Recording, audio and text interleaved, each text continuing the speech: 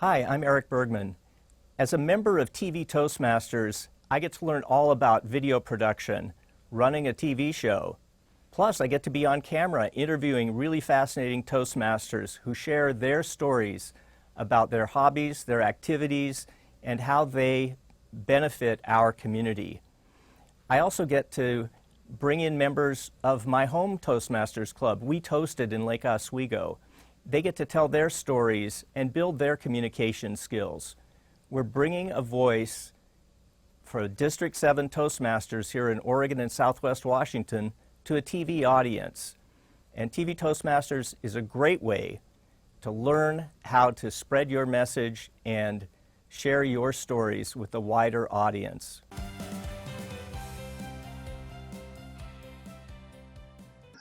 Welcome to another episode of The Right Stuff, provided by TV Toastmasters.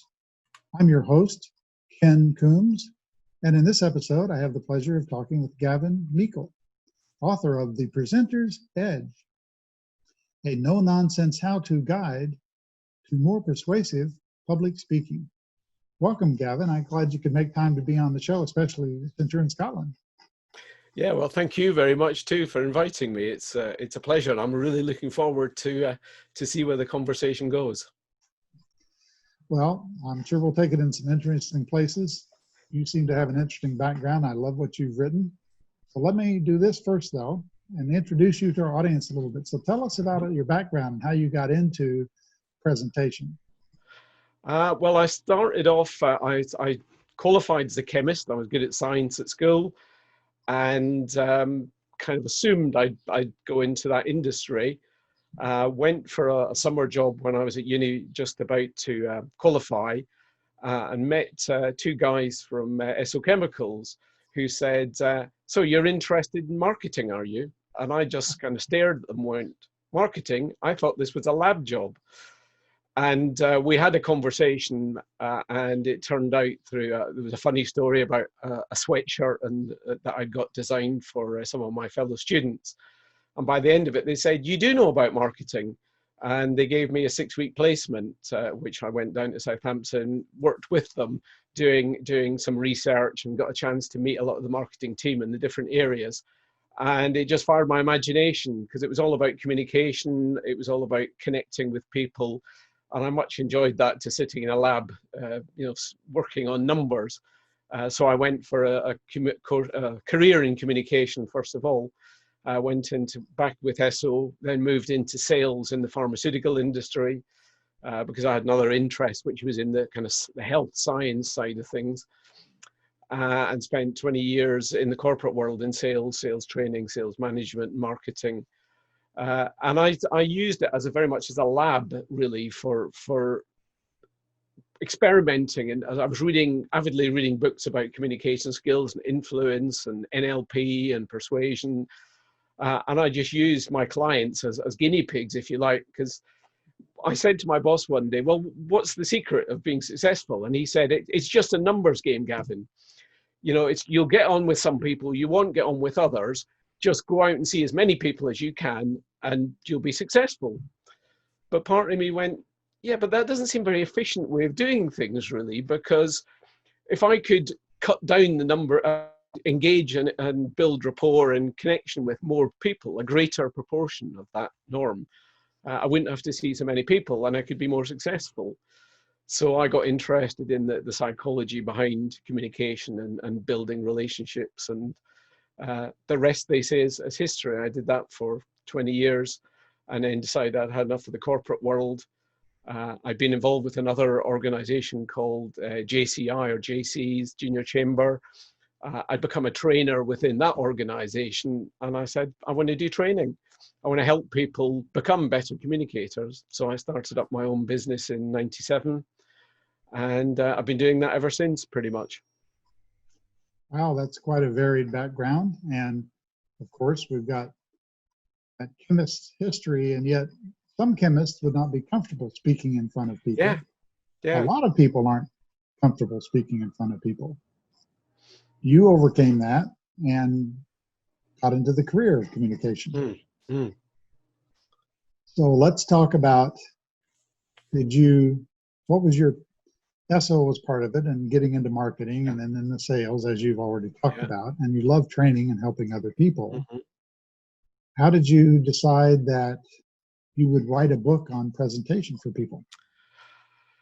Well, as I say, I've been running training courses for quite a number of times, both informally within JCEs and then professionally for my clients. And I was writing a lot of materials for workbooks and handouts.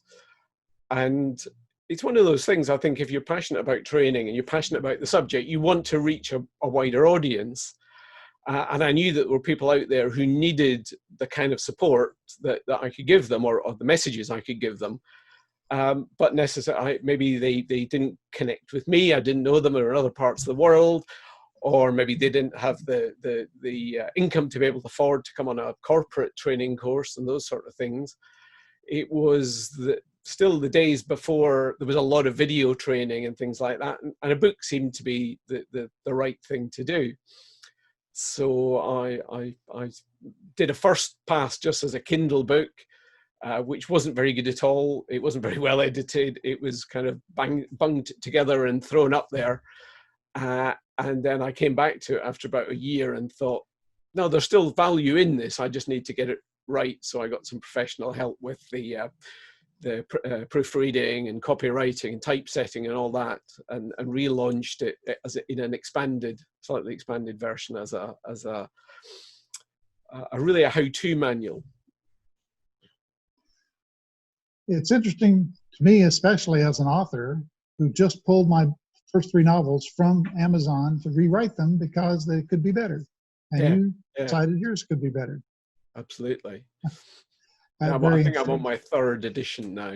Oh. And when did the 3rd edition come out? That's about 18 months, 2 years ago now. I have to ask. So when you add change an edition, in addition to making improvements, do you include anecdotal support from what you've learned since the last time? Yes, I do. I'm a story collector. I think I love getting examples of things, and I'll draw examples from real life and from funny things that have happened to me or other people. And I seem to have a good memory for little anecdotes and stories. And one of the things I wanted to do in the book was to give a bit of theory, but then to give examples that showed how the principles I was talking about were translated into real life scenarios. And thankfully, my memory seems to work quite well for capturing stories and then being able to put them back in a sort of short but hopefully clear format. And the ability to capture those stories and share them relating them to a principle is an excellent example, in my opinion, of communication. Telling someone a principle might stick with them like something in a classroom. An anecdote is usually more memorable and certainly relatable to almost everyone. Yeah. So I think that's the way to go. It's that idea. I mean, I'm always saying to people, it's particularly if I've got sort of more academic or more scientific audience or more technical audience, they often talk at a quite abstract level about the basic principles and things like that. And I'm always saying, well, can you give us an example of that? A little case study or a something that happened or something a customer said as a result of that, because that is much more powerful. It's much more rateable than just a textbook with a lot of facts and figures or I say abstract parts that are hard to get a grasp of. And as you mentioned, audience, when you wrote The Presenter's Edge or when you improved it, either one, was your target audience in your mind people that are already presenting or people that are getting ready to present or afraid to present, or what did you? I think my main audience were people who were in that, I used to call it the reluctant presenter, people who, they probably know they need to present, or if they're going to get the career breaks that they want or the promotion that they want, they're going to have to present in some way. It might not be to big audiences, might be just around a table in a team meeting, but they've got that fear of messing up that's holding them back. And so I wanted to give them some tools and techniques and some reassurance to have a go and get started. But I felt, and it's been vindicated in the feedback, that there are principles and ideas in it that even experienced presenters have come back and said, actually, that was really good. You know, not only did it reinforce stuff I already knew, I picked up some new tools or some new ideas in it. So that was very heartening, that I felt the blend was about right. Excellent. So we're going to take a short break now. So viewers, we'll be back in a few minutes with more talk with Gavin Meikle, author of The Presenter's Edge. Hello everyone, my name is Christopher Taylor and I'm with TV Toastmasters. My home group is Feedbackers in Beaverton, Oregon. I first joined Toastmasters for a couple reasons. I was nervous. I had trouble speaking in front of others. I needed some help.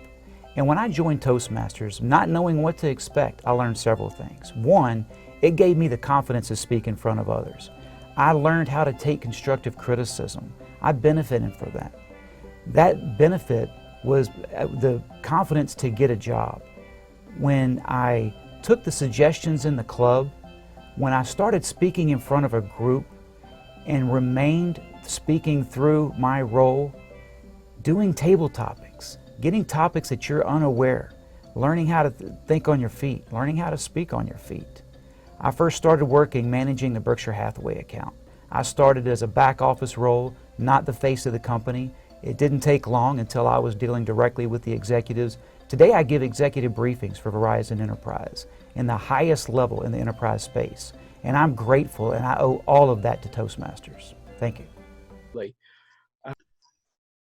So with a DTM after your name, many of our audience might know what that stands for, but some, based on being a web copy doctor and a presentation doctor, might think the D is for doctor and make up something like technical material, doctor of technical material. But I know that's not what it means. Talk about the DTM, please, if you will, Gavin. Pleasure, Ken. Yes, DTM in the Toastmasters world stands for Distinguished Toastmaster. It's an educational award that is the culmination of one's initial journey, at least within Toastmasters, because those of you who are Toastmasters know that there are many people who go on and repeat the DTM because we're always learning.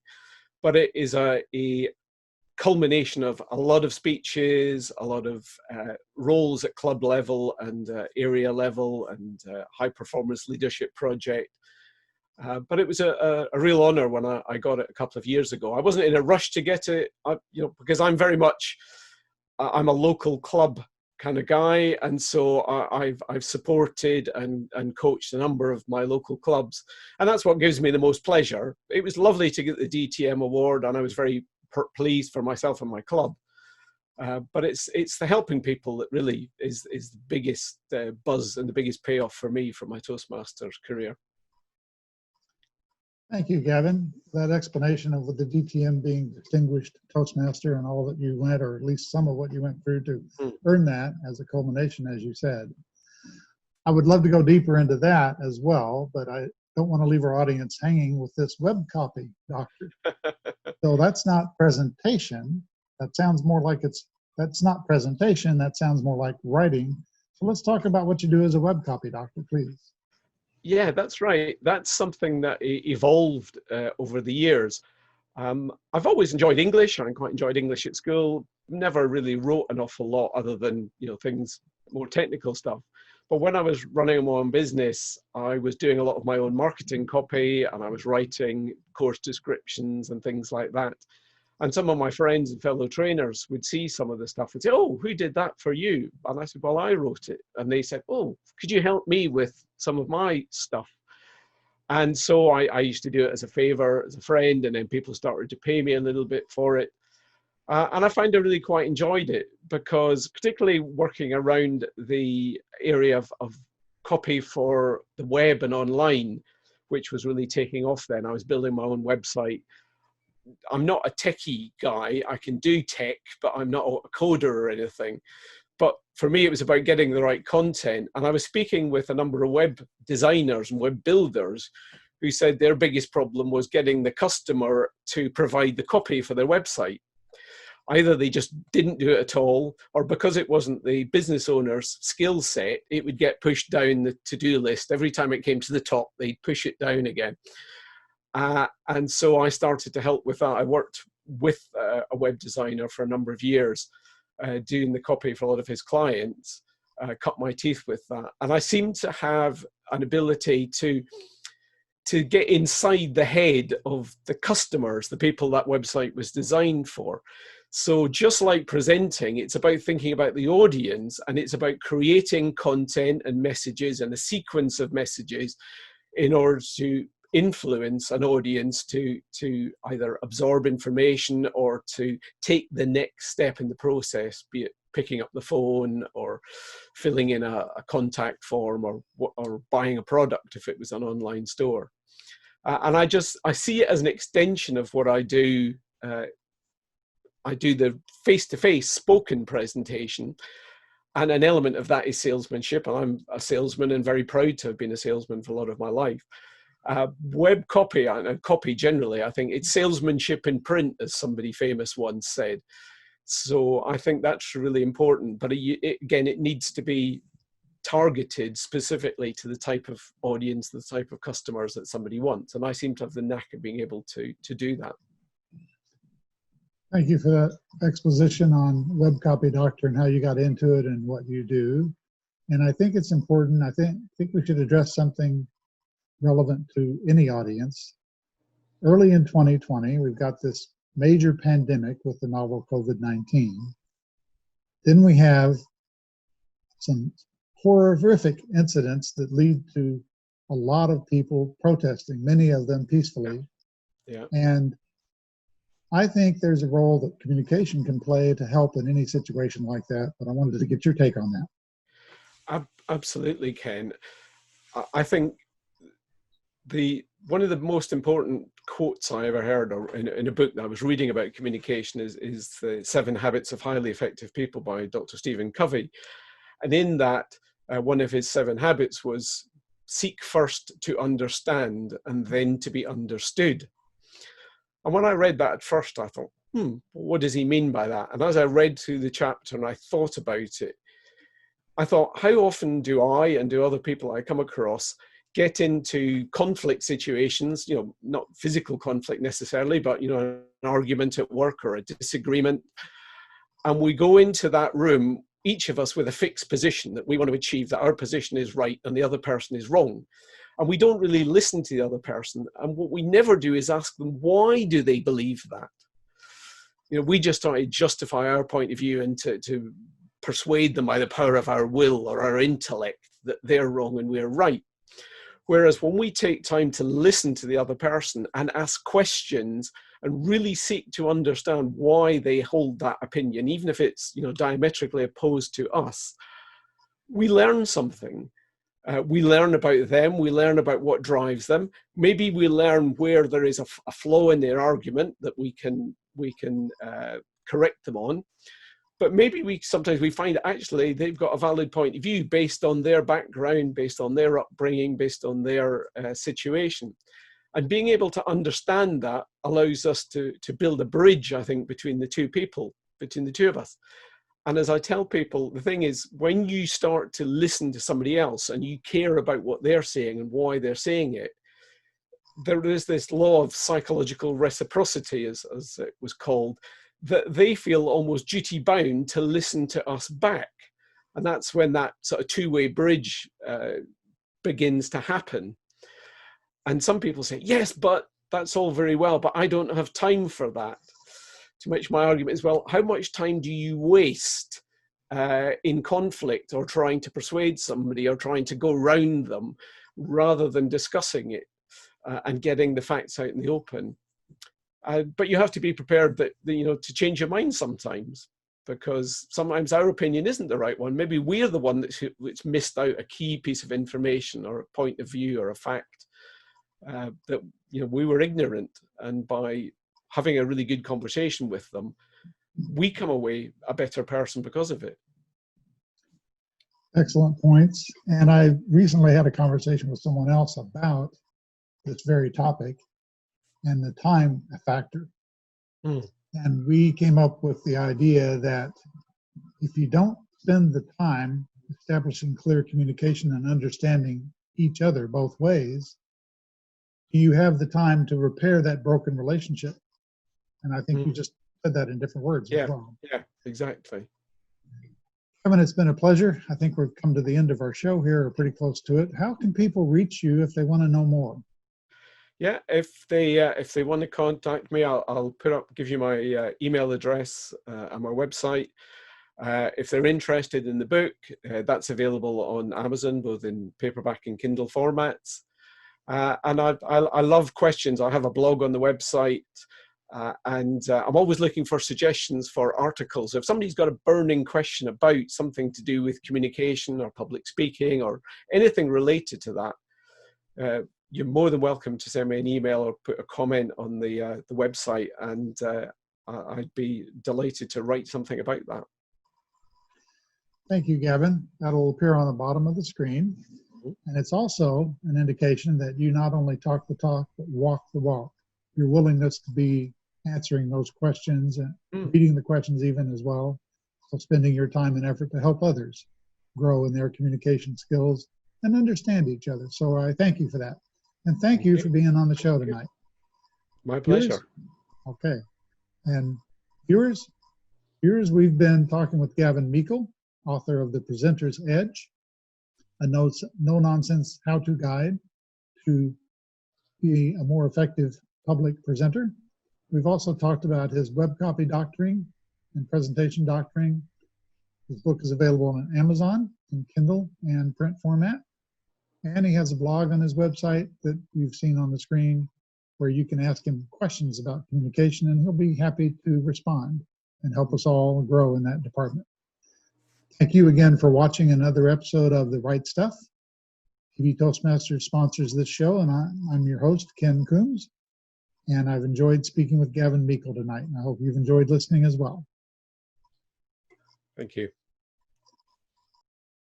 Speak in public? I'd rather be burned at the stake. At least that's how I used to feel, until Toastmasters. I went online and found a club that met every week at lunchtime, and they were close to my office, so it worked out great. I was really scared when I started, but no one pressured me to speak or pushed me to do anything I wasn't ready for. I felt safe, and I realized it was okay to be nervous and to make mistakes, because these people were going to support and encourage me no matter what.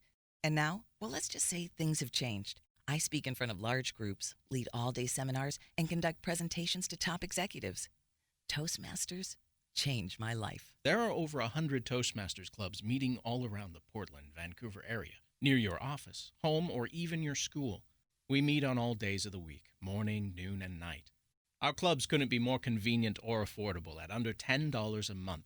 Visit a couple locations and find the one that's just right for you. All the information you need is at Toastmasters.org. Welcome to an opportunity to take the next step of your professional speaking journey. I want you to be honest with yourself. Have you ever wished you were a star in a television show? Or at an event where the media is interviewing bystanders and you are wanting to be picked to give your opinion of the event? Or even in the smallest sense, you're at a sports game and secretly hope that your smiling face would appear on that big jumbo screen TV. But the jumbo screen always finds the fans with the painted faces. And you think to yourself, maybe next time. Well, what if I can offer you a chance to be on TV? Would you take it? That is what I want to offer you now. I'm Dottie Love, Associate TV Producer and Director. And District 7 is expanding your opportunities to do speaking via television. We have 4 fully equipped television studios and TV Toastmaster broadcasts to over 500,000 homes, plus a YouTube channel. Who knew? We want to invite you to take advantage of using media and television, either in front or behind the scenes. Let me share a few options that you have. First, you can be a guest on a show. Highlight your business or hobby or your community interest. Anything you're passionate about. Be a featured guest. Secondly, you can train to be a host on an ongoing TV segment? We will train you for that. Third, what about creating your own talk show? We will train you for that as well and give you access to a community media studio to do just that. Or lastly, be behind the scenes, either running a camera or editing shows. You decide which avenue is best for you, and our TV Toastmasters team will help you to navigate to get the most out of your media experience. If this intrigues you, please contact us here at TV Toastmasters. I'm Dottie Love, and you can reach me or any of us in the TV Toastmasters family at the contact information at the bottom of the screen. You can also find us on the web. Our website is 7512.toastmastersclub.org.